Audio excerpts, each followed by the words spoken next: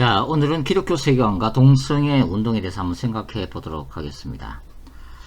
오늘날처럼 동성애 사상이 보편적으로 받아들여지는 시대도 드문 것 같습니다. 일단 동성애 문제가 성소수자의 인권 보호라고 하는 차원에서 동성애 자체를 옹호하는 목소리가 높다고 볼 수가 있죠. 그리고 동성애에 대해서 동조하고 받아들이는 사회적 분위기도 확산이 되어지고 있습니다. 그래서 어느 누구든지 동성애에 대해서 부정적이고 비판적인 견해를 말하면 세상 사람들은, 또 특별히 신학적인 진보주의자들은 한결같이 공격을 하고 있습니다. 즉 동성애자들의 그 깊은 고통을 이해하지 못하는 반동성애 주장이야말로 전 근대적인 발상이라고 말하고 있습니다. 사실 동성애자 자녀를 가진 부모들의 고통도 마찬가지죠. 특별히 교회 안에서 예수 그리스도를 믿는 동성애자, 특별히 우리 청년들의 문제에 대해서 많은 목회자들이 고민을 하고 있습니다. 아무리 동성애를 그만두려고 몸부림을 쳐도, 열심히 성경을 읽고 기도해도 도대체 끊을 수 없는 이 동성애의 유혹과 현실 앞에서 심지어 자살하는 그런 크리스찬 청년들도 있다고 하는 거죠. 그래서 이제는 교회 안에서조차도 이런 동성애자들을 예수 그리스도의 사랑으로 품어야 하지 않는가 하는 주장도 나오고 있는 실정입니다. 또 한편에서는 기독교가 죄라고 하는 문제를 다루고는 있지만, 다른 죄들, 특별히 간음이나 도둑질이나 양심을 속이는 거나 하는 많은 죄들도 있지만, 유독 최근에 기독교가 동성애라고 하는 이 부분에 대해서 강도 높게 비판하는 것에 대해서 부정적인 견해를 표현하는 분들도 많다고 하는 것입니다. 사실 이 동성애라고 하는 이 이슈가 굉장히 논쟁적이고 뜨거운 감자와 같은 문제다라고 말씀을 드릴 수가 있는데요. 의학계조차도 이 동성애라고 하는 것이 과연 선천적인가 후천적인가 하는 것에 대해서 논쟁을 하고 있다고 하는 것입니다. 일부에서는 이 동성애라고 하는 것이 태어날 때부터 선천적인 기질에서 오는 것이다 라고 말하는 분들이 있는가 하면, 동성애는 후천적인 습관에서 오는 것이다 라고 하는 주장도 만만치 않습니다. 그러니까 이 동성애 기질이 선천적으로 타고난 생략적 현상이라는 주장에서부터, 동성애도 인간의 다른 성향과 선택의 자유처럼 성적인 하나의 취향에 대한 자연스러운 권리라고 하는 주장까지 다양하게 등장되어지고 있다고 하는 거죠. 자, 우리는 이제 이 동성애 문제를 인권 문제의 하나로 자연스럽게 받아들이는 포스트 모더니즘 사회 속에서 예수 그리스도의 복음을 땅끝까지 전해야 할 선교적 사명을 가진 기독교는 이 동성애의 문제를 어떻게 이해하고 해석해야 할까요? 자, 그 문제를 함께 생각하고 고민하고 공부를 해보도록 하겠습니다. 자, 이제는 동성애에 대해서 우호적인 자세를 취하여 사회적인 존경을 받는 시대가 됐다고 제가 말씀을 드렸습니다. 그리고 시대의 흐름, 이러한 동성애를 하나의 문화로 이해하고 포용할 줄 아는, 서로가 공존하는 관용의 정신을 가져야 한다고 주장하고 있는 시대를 우리는 살고 있습니다. 일부 신학자들조차 이제 성경에서 동성애에 대한 성경의 구절들을 새롭게 해석하려고 시도를 하고 있다고 하는 거죠.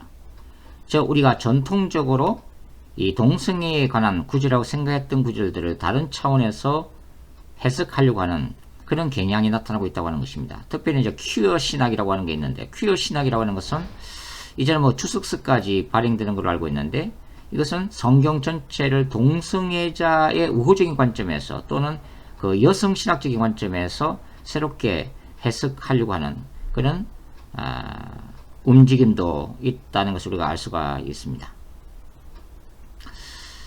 자, 최근에 이 동성애에 관한 대표적인 구절이 바로 창세기 19장이죠. 바로 소돔과 고모라에 관한 성경인데요. 왜냐하면 소돔과 고모라가 동성애의 대표적인 도시로 멸망을 받고 심판을 받았던 그런 도시로 알려져 있기 때문이죠. 우리 창세기 19장을 한번 찾아보도록 하겠습니다. 창세기 19장을 찾습니다. 자, 창세기 19장을 찾아서 1절부터 한번 읽어보도록 하겠습니다. 창세기 19장 1절부터 한번 읽어보죠. 저녁 때에 그 두 천사가 소돔에 이르니 마침 롯이 소돔 성문에 앉아 있다가 그들을 보고 일어나 영접하여 땅에 엎드려 절하며 이르되 내 주여 돌이켜 종의 집으로 들어와 발을 씻고 주무시고 일찍이 일어나 갈 길을 가소서. 그들이 이르되 아니라 우리가 거리에서 밤을 새우리라. 롯이 간청하며 그제서야 돌이켜 그 집으로 들어오는지라. 자, 두 천사를 이제 집으로 영접하는 롯의 모습이 기록되어 있죠. 롯이 그들을 위하여 식탁을 베풀고 무교병을 구우니 그들이 먹으니라. 그들이 눕기 전에 그 성사람 곧 소돔 사람들이 노소를 막론하고 원근에서 다 모여 그 집을 애워싸고 롯을 부르고 그에게 이르되 오늘 밤에 내게 온 사람들이 어디 있느냐 이끌어내라. 우리가 그들을 상관하리라. 자, 여기서 5절에서 특별히 주목하고 우리가 그들을 상관할 것이다 라고 하는 개역성경이 구절이 등장이 되어지고 있죠. 이 상관한다고 하는 것은 성적인 관계를 맺겠다는 뜻입니다. 그 다음에 6절 롯이 문 밖에 무리에게로 나가서 뒤로 문을 닫고 이르되 청하노니 내 형제들아 이런 악을 행하지 말라. 내게 남자를 가까이 하지 아니하는 두 딸이 있노라. 청하건대 내가 그들을 너에게로 이끌어내리니 너의 눈에 좋을 대로 그들에게 행하고 이 사람들은 내 집에 들어왔은즉 이 사람에게는 아무 일도 저지르지 말라. 자, 롯이 이 천사들의 외형은 남자로 보이고 있죠. 성경에서는 천사들을 남성으로 표현을 하고 있습니다. 그러니까 이 천사들과 성관계를 맺겠다고 하는 이 소돔과 고모라 사람들에게 롯은 어떻게 하고 있어요? 자기 딸들을 내주고 있죠. 자, 자기 딸들을 대신 내주는 것이 과연 도덕적 윤리적인가 하는 부분은 또 다른 논의의 문제가 되겠습니다. 9절 그들이 이르되 너는 물러나라. 또 이르되 이 자가 들어와서 거류하면서 우리의 법관이 되어야 하는도다. 이제 우리가 그들보다 너를 더 헤아리라고 롯을 밀치며 가까이 가서 그 문을 부수려고 하는지라. 그 사람들이 손을 내밀어 롯을 집으로 끌어들이고 문을 닫고 문 밖에 무리를 대소를 막론하고 그 눈을 어둡게 하니 그들이 문을 찾느라고 헤매더라. 자, 천사들이 바로 소돔과 고모라 사람들이 눈이 보이지 않도록 역사하고 있다고 하는 구절이죠. 자, 최근에 자유주의 신학자 또는 진보주의 성경 해석자들은 바로 이 창세기 19장 5절 나오는 상관하다로 번역되어 있는 이 히브리어 야다라고 하는 단어의 새로운 해석을 가하려고 시도를 하고 있습니다. 그러니까 이 단어를 동성애적 관점에서 해석해서는 안 된다라고 하는 거죠. 이 야다라고 하는 것은 우리말로 치면은 이해하다, 잘 알다 라고 하는 것인데요. 이 야다라고 하는 것은 성경에서는 깊이 아는 인격적인 관계 또는 부부 사이에서의 성적인 관계를 의미하는 단어죠. 그러니까 이 단어를 좀 더 완곡하게 해석해야 한다고 주장을 하는 것입니다. 그리고 이러한 자유주의 신학자들 또는 퀴어 신학에서는 소돔성이 멸망한 것이 동성애라고 하는 제약 때문에 멸망한 것이 아니다라고 강조를 하고 있죠. 왜냐하면 에스겔 16장 49절과 50절, 예레미야 23장 14절, 이사야 1장 9절에서 10절을 여러분들이 찾아보시면 바로 이 소돔의 죄를 동성애와 직접적으로 연결시키지를 않고 사의 악과 가난한 자, 고아와 나그네를 접대하지 아니하는 죄와 연결시키고 있기 때문이죠. 그러나 우리가 이 창세기 19장을 읽어보시면 여기 19장 8절에 8절 말씀을 다시 한번 읽어보도록 그렇게 하죠. 8절 내게 남자를 가까이 아니한 두 딸이 있노라. 청하건대 내가 그들 너에게로 이끌어내리니 너의 눈에 좋을 대로 그들에게 행하고 이 사람들은 내 집에 들어왔은즉 이 사람들에게는 아무 일도 저지르지 말라. 자, 여기서 이제 19장 8절에서도 어떤 단어가 쓰이고 있냐면은 남자를 가까이 하지 아니한, 즉 남자를 알지 못하는, 바로 야다라고 하는 히브리어가 똑같이 쓰여지고 있습니다. 그러니까 롯이 남자를 알지 못하는 처녀들인 두 딸을 소돔 백성에게 이 천사들로 바모나 이 나그네 대신 내어주는 것으로 미뤄볼 때 우리는 어떻게 판단할 수 있어요? 바로 이 야다라고 하는 단어가 단순히 그 사람들이 어떤 사람들인가 정보를 알기 위해서 또 같이 교제하기 위한 목적으로 이 소돔과 고모라 사람들이 찾아온 게 아니라 바로 야다의 원래 의미로서 바로 성적인 관계를 명백하게 말해주고 있다는 것을 우리가 알 수가 있습니다.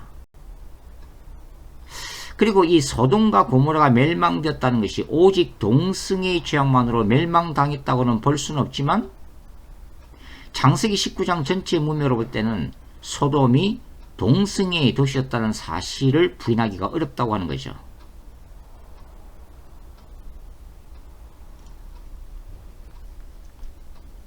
또 어떤 학자들은 이 19장에서 소돔과 고모라 사람들이 이 두 천사를 요구한 것이 동성애가 아니라 어떤 단순한 성적인 폭행, 동성애라고 하는 그 시각에서 보는 게 아니라 단순히 성적인 폭행을 하려고 했다는 것으로 한 단계 낮추어서 해석하려고 하기도 하지만, 롯이 자기 두 딸들을 대신 내주는 것으로 봐서는 바로 남성들로 보이는 이 두 천사를 요구하는 것이 소돔과 고모라의 남성들이라는 것을 우리가 짐작할 수가 있다고 하는 것입니다.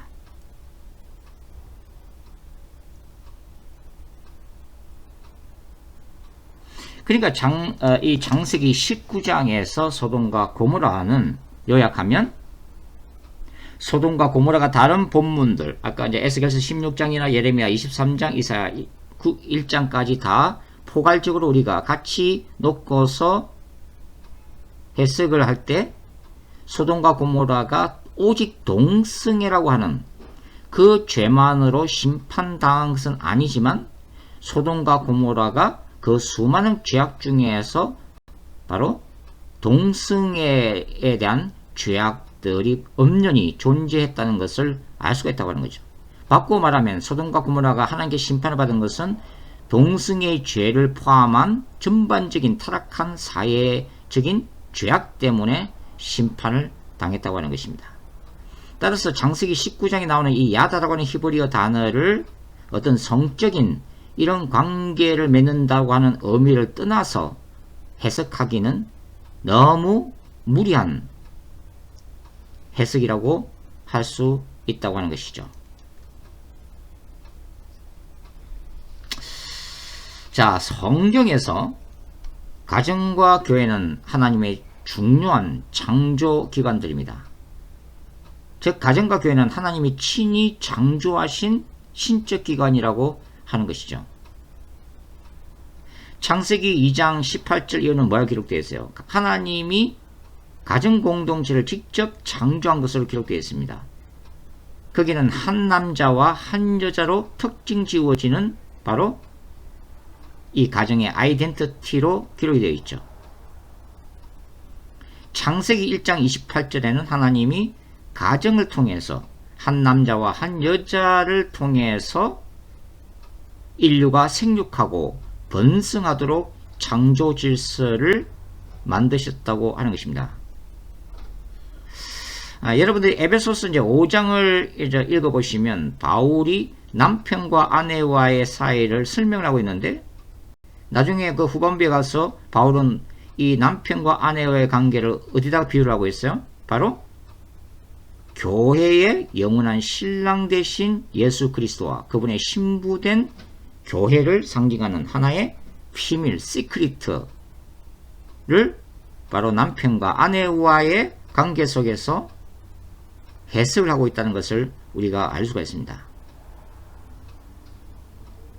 그러니까 남자와 여자의 연합이라고 하는 것은 결국은 예수 그리스도와 교회 공동체의 연합을 상징하고 있다고 하는 거죠. 하나님이 교회도 직접 창조하셨죠. 마태복음 16장에 보시면 베드로가 예수님에 대해서 뭐라고 고백해요? 주는 그리스도시요 살아계신 하나님의 아들이십니다라고 고백하죠. 그때 예수님이 뭐라고 말씀하세요? 바요나 시몬아, 내가 복이 있다. 내가 너의 신앙 고백이에, 이 신앙 고백에 내 교회를 세우리니 음부의 권세가 이기지 못할 것이다 라고 말씀을 하시죠. 그러니까 교회 공동체는 음부의 권세도 해하지 못하는 신적 기관이라고 하는 것입니다. 우리가 이제 종교다원주의에 대해서 지난 시간에 배웠었는데, 그게 종교다원주의가 바로 교회의 기반을 흔드는 사탄의 전략이라고 말씀을 드렸죠. 예수 그리스도를 유일한 구원자며 왕으로 시인하는 신자들의 신앙 고백에 세워진 이 교회 공동체를 예수 외에도 구원이 있다, 타 종교 안에 있는 그 구원받을 진리들을 타협함으로 인해서 유일한 구원자이신 예수 그리스도를 무리로 하는 이 교회 공동체의 구원론을 파괴를 시키고 있다고 하는 거죠. 동성애 운동도 마찬가지입니다. 동성애 운동은 하나님이 직접 만드신 한 남자와 한 여자로 특정 지어지는 이 가정 공동체를 바로 파괴하기 위한 창조 질서를 무너뜨리는 바로 사탄의 전략이라고 하는 거죠. 그래서 종교다원주의와 동성애는 바로 하나님이 직접 만드신 신적 기관인 가정과 교회를 타겟으로 하는 사탄의 집중적인 공격의 대상이 되었다 하는 것이죠. 지금 동성애 인구는 사실 전 세계적으로 보면은 그 분포도로 볼 때는, 인구수로 볼 때는 얼마 되지 않습니다. 왜 기독교가 왜 성경적인 세계관으로 볼 때에 이 동성애 문제를 심각하게 다루고 있을까요? 인구수로는 얼마 되지 않지만 동성애 운동이라고 하는 것이 가지고 있는 그 신학적이고 상징적인 의미, 성경적인 의미가 바로 너무나도 사탄적이기 때문에 그렇습니다. 즉 하나님의 창조 질서를 파괴시키기 위한 바로 사탄이 사용하고 있는 강력한 도구 중에 하나가 바로 동성애 운동이다 라고 하는 것이죠. 자, 이제는 이 동성애 문제를 포함해서 이제 성적인 전반적인 타락상에 대해서 조금 기독교 세계관적 관점에서 좀 살펴보도록 하겠습니다. 우리가 창세기 읽다 보면 바로 노아 홍수 심판이 나오죠. 노아 홍수 심판은 뭡니까? 바로 노아 시대에 죄악으로 관영된 인류를 바로 물로서 심판하시는 이야기가 기록이 되어 있죠. 근데 이 노아 홍수 심판의 이유 안에는 바로 전반적인 성적인 타락상에 대한 심판을 담고 있다는 것을 우리가 알 수가 있습니다. 창세기 6장을 한번 잠깐 보도록 하죠. 창세기 6장을 보도록 하겠습니다. 창세기 6장 찾아서 같이 한번 읽어보죠. 창세기 6장 1절부터 4절까지만 한번 읽어보겠습니다. 창세기 6장 1절부터 4절 말씀 같이 한번 읽어보죠. 시작. 사람이 땅 위에 번성하기 시작할 때에 그들에게서 딸들이 나니 하나님의 아들들이 사람의 딸들의 아름다움을 보고 자기들이 좋아하는 모든 여자를 아내로 삼는지라.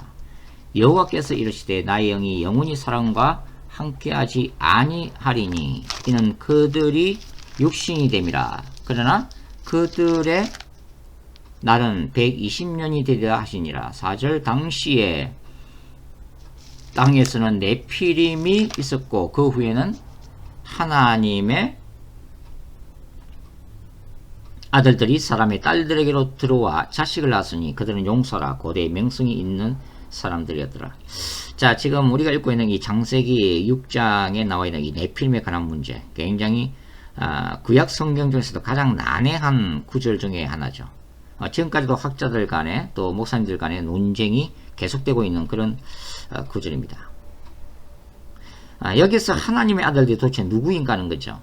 이 하나님의 아들들은 천사들인가 아니면 인간들인가 하는 것입니다. 저는 유대 역사가 요세푸스 또 순교자 저스틴 그리고 구약학자인 델리처와 폰라드의 견해를 따라서 타락한 천사들도 간주합니다. 타락한 천사들. 사실 이제 욥기 1장이나 시편 29편 1절에는 구약에 나오는 이 하나님의 아들들은 성경에서 천사들을 지칭하는 용어죠. 이제 신약에 오면 이 하나님의 아들들은 예수 그리스도 영접하는 하나님의 자녀와 이제 통하게 되는데요. 하여튼 구약에서는 천사들을 의미하고 있는 것을 저는 보고 있습니다. 사실 이 창세기 이제 6장 1절부터 4절까지를 올바르게 이해하려면 바로 신약 성경에서 그 유다스와 베드로 후서를 우리가 같이 한번 찾아 참고로 이제 해야 되는데요. 먼저 한번 유다스를 한번 찾아보겠습니다. 유다스는 그 요한계시록, 신약성경의 제고 마지막 책이 요한계시록이죠. 바로 앞에 있는 게 바로 유다스인데요.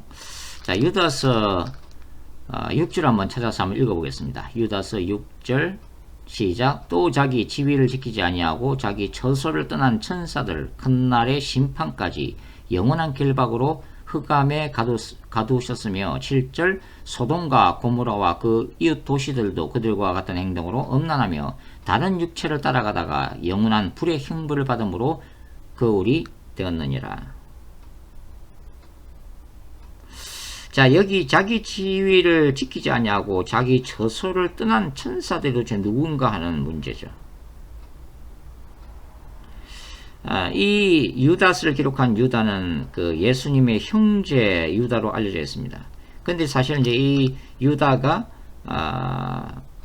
그 외경에 속하는 에녹스를 참고해서 이 유다스를 기록한 것으로 추정이 되어지고 있는데요. 왜냐하면 이제 에녹스는 바로 창세기 그 6장 1절부터 4절에 나오는 이 네피림에 대해서 상당히 상세하게 설명을 해놓고 있는 책이 바로 에녹스입니다. 그러나 에녹스는 이 정경인 성경 안에 들어오지 못했기 때문에 사실 우리는 그냥 참고 자료로만 우리가 볼 뿐이죠. 그리고 이제 베드로 후서 2장에도 이와 유사한 구절이 기록이 되어 있죠. 베드로 후서 2장 그 앞에 이제 베드로 후서 보시면 2장 4절과 5절을 한번 읽어보겠습니다. 하나님이 범죄한 천사들을 용서하지 아니하시고 지옥에 던져 어두운 구덩이에 두어 심판 때까지 지키게 하셨으며 옛 세상을 용서하지 아니하시고 오직 을을 전파하는 노아와 그 7 식구를 보존하시고 경건하지 아니한 자들의 세상에 홍수를 내리셨으며. 자, 여기 이제 보시면 이 4절과 5절은 바로 이제 창세기 6장 1절 이후에서 언급되어 있는 이 타락한 천사들의 행위와 노아의 홍수 심판을 가리키고 있음이 분명하다고 하는 것입니다.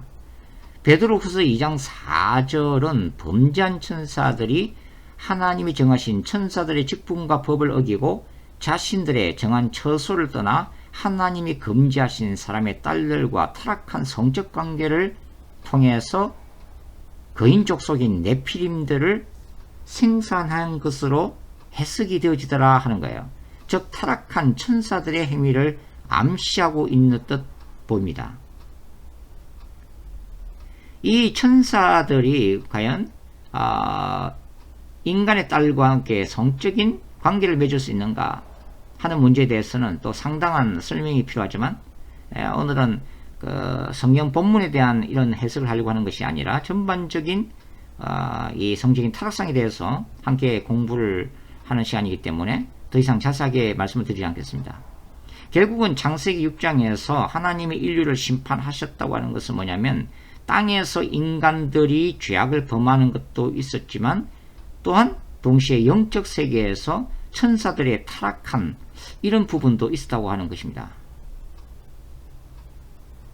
그러니까 천사 세계에서의 성적 타락과 땅 위에서의 인간들의 폭력과 살인, 우상 숭배와 또 땅에서의 성적 타락성과 더불어서 하나님의 준엄한 심판을 받고 있다고 하는 거죠. 그래서 창세기 6장 17절 18절에는 이렇게 기록되어 있죠. 내가 홍수를 땅에 일으켜 물어 생명의 기운이 있는 모든 육체를 천하에서 멸절하리니 땅에 있는 것들이 다 죽으리라. 그러나 너와는 내가 내 언약을 세우리니 너는 내 아들들과 내 아내와 내 며느리와 함께 그 방주로 들어가고, 바로 노아에게 주시는 하나님의 말씀이죠.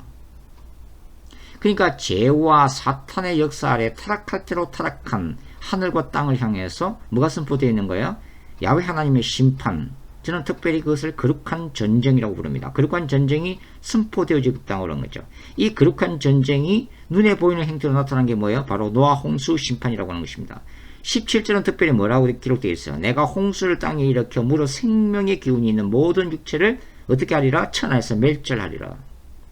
자, 하나님의 절대적인 의지가 바로 거룩한 전쟁인데, 이 거룩한 전쟁은 멸절이라고 하는 단어 속에 나타나 있습니다.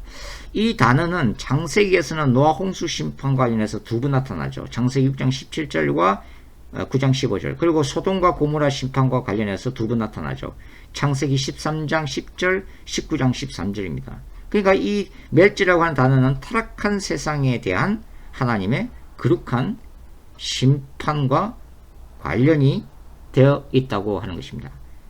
그러니까 하나님은 동성애를 중심으로 한 인간의 이러한 여러 가지 철저한 타락상, 성적인 타락상을 얼마나 준엄하게 심판하시는가를 우리가 알 수 있다고 하는 거죠.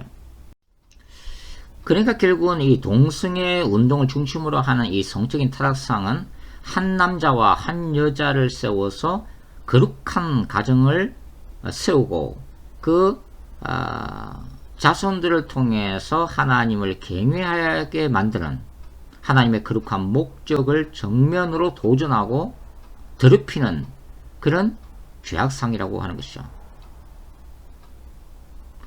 그러니까 가장 아름다워야 할 이 성적인 질서가 인간의 욕망과 타락으로 인해서 더럽혀지고 있다고 하는 것입니다.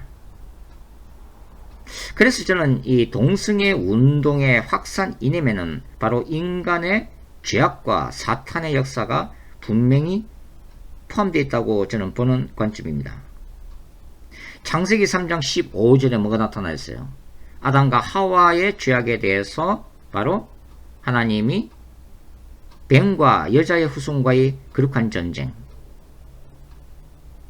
바로 뱀인 사탄이 여자의 후손으로 오시는 메시아 되신 예수 그리스도에 의해서 그 머리가 깨어지는 바로 십자가 사건을 예고를 하고 있죠. 그러니까 창세기 3장 15절은 다른 말로 하나님은 그분의 뜻과 섭리를 거역하는 악의 권세에 대해서 뭘 선포하고 계신다는 거예요. 바로 종말론적인 거룩한 전쟁을 선포하고 계시다고 하는 것입니다. 그리고 이 전쟁은 예수 그리스도께서 다시 오실 때까지 재림하시다지 계속되어지면서 마침내 인류의 마지막 영적 전쟁인 예수 그리스도의 재림사건, 예수님에 의해서 수행되는 인간 역사의 마지막이 이루어지는 그 종말론적인 거룩한 전쟁에서의 승리를 통해서 하나님의 나라가 완성되어질 것이라고 하는 것입니다. 우리가 이제 로마서 1장을 읽어보시면 바로 동성애에 대한 또 중요한 구절이 나오죠. 이 로마서도 한번 잠깐 한번 찾아보도록 하겠습니다. 자, 로마서 1장 18절부터 한번 읽어보도록 할게요. 자, 로마서 1장 18절부터 한번 읽어보겠습니다. 하나님의 진노가 불의로 진리를 막는 사람들의 모든 경건하지 않음과 불의에 대하여 하늘로부터 나타나느니, 바로 이 18절은 바로 임박한 종말론, 이게 바울이 로마서를 쓰면서 예수님이 곧 그 시대에 재림하실 것으로 그는 확신했기 때문에 바로 임박한 예수님의 재림 앞에서 바로 로마인들, 로마 세계, 이방인들, 이교도들이 범하는 그 죄악상에 대한 심판을 얘기하고 있는 거죠. 19절, 이는 하나님을 알만한 것이 그들 속에 보임이라. 하나님께서 이를 그들에게 보이셨느니라. 20절 창세로부터 그에 보이지 아니하는 것들 곧 그의 영원하신 능력과 신성이 그가 만드신 만물에 분명히 보여 알려졌나니 그러므로 그들이 핑계하지 못할지니라. 자, 여기 자연 계시라고 그러죠. 이게 하나님이 만드신 피조 세계의 창조주로서의 하나님의 영광이 반영되어 있다고 하는 것입니다. 그러니까 인간이 이 오묘한 우주 섭리를 보면서 신성을 깨닫게 되어 있다. 하나님의 존재를 깨닫게 되어 있다고 하는 거죠.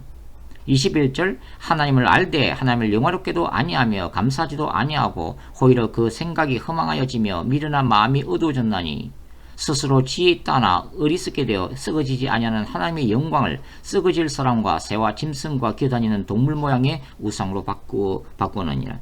그러니까 이 피조 세계를 창조하신 하나님의 영광을 높이지 않고 인간들은 오히려 태양과 달과 별들 그리고 눈에 보이는 모든 형상들을 어떻게 만들었다는 거 우상으로 만들어 세우고 거기에 절하고 거기에 경배를 했다고 하는 것입니다.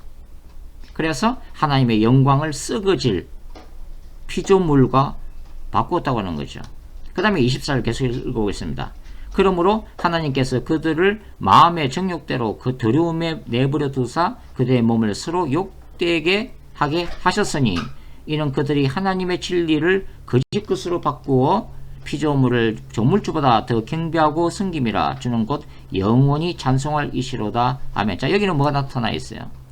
이제는 그 피조물을 우상 숭배로 섬길 뿐만 아니라 마음의 정욕대로 이제는 성적인 그 타락상이 이제 기록되어 있죠. 그 다음에 계속해서 26절 이 때문에 하나님께서 그들을 부끄러운 욕심에 내버려 두셨으니 곧 그들의 여자들도 순리대로 쓸 것을 받고 영리로 쓰며 그와 같이 남자들도 순리대로 여자 쓰기를 버리고 서로 향하여 업욕이 부를 듯하며 남자가 남자와 더불어 부끄러운 일을 행하여 그들의 그릇 때문에 상당한 봉을 그들 자신이 받았느니라. 바로 여기 이제 동성에 대한 바울의 지적이 나타나는 거죠.